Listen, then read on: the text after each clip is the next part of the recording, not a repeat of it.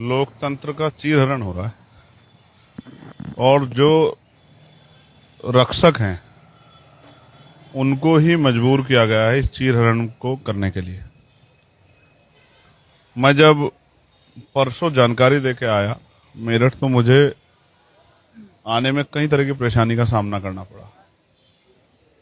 फिर भी मैं किसी तरह से मेरठ तक पहुंचा, लेकिन वहां इस तरह का माहौल कि नहीं मिलने देंगे तो मैं वापस चला गया, क्योंकि वो बेटी बरामद हो गई थी।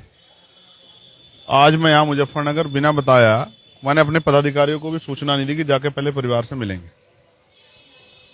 लेकिन लगता है मेरा फोन पुलिस सुन रही है।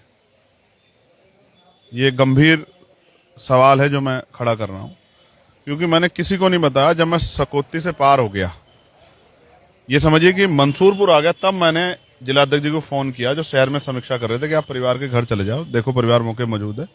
मैंने कल उनको रोते चिल्लाते देखा था, मैं उनकी बात को सुनूंगा, उनकी मदद करूंगा।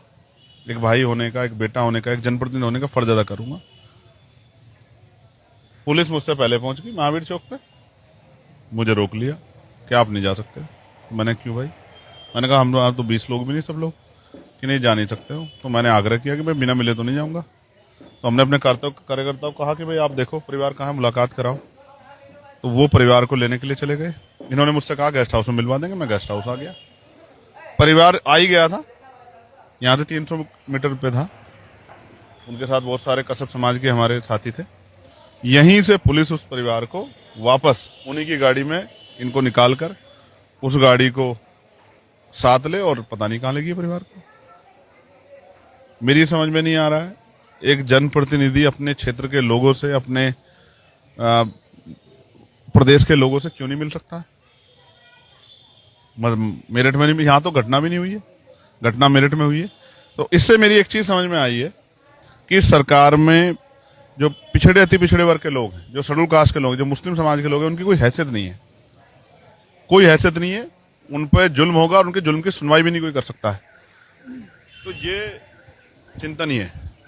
लोकतंत्र में आप फ्रीडम ऑफ स्पीच और फ्रीडम ऑफ एक्सप्रेशन को का वायलेशन नहीं कर सकते, लेकिन ये तो हो रहा है। देखो ऐसा यार, हम लोग भी तो इंसान ही हैं। अगर किसी के दर्द को दर्द नहीं समझेंगे तो फिर मदद कैसे कर पाएंगे? ड्यूटी कर रहे हैं। उस परिवार की कुछ मांगे मैंने सुनी थी, मैं कोशिश करूंगा उन पर अधिकार में बात करूं, जितनी मांगे उनकी पूरी हो जाए और वो परिवार अपने आप को अकेला महसूस ना करे, उसके लिए निर्भीक होकर हम लोग खड़े हैं। हमारी पार्टी, हमारा संगठन, हमारे नेता सब लोग मैदान में हैं। और एक बहुत इंपॉर्टेंट बात यह है कि अब ऐसे काम नहीं चलेगा, क्योंकि ये वाली घटना होगी, कपसाड़ वाली घटना होगी, और जिस तरह से दोनों जो है रोक के, जिस तरह का मन में एक शंका पैदा की गई है कि परिवार से नहीं मिलने दे रहे हैं, हम लोग अब दोनों घटनाओं के ऊपर एक बड़ी पंचायत जो है मेरठ या मुजफ्फरनगर में करेंगे। आज हम लोग इस पर विचार करेंगे। इस तरह लोकतंत्र को सरेआम करने की इजाजत नहीं दी जा सकती है।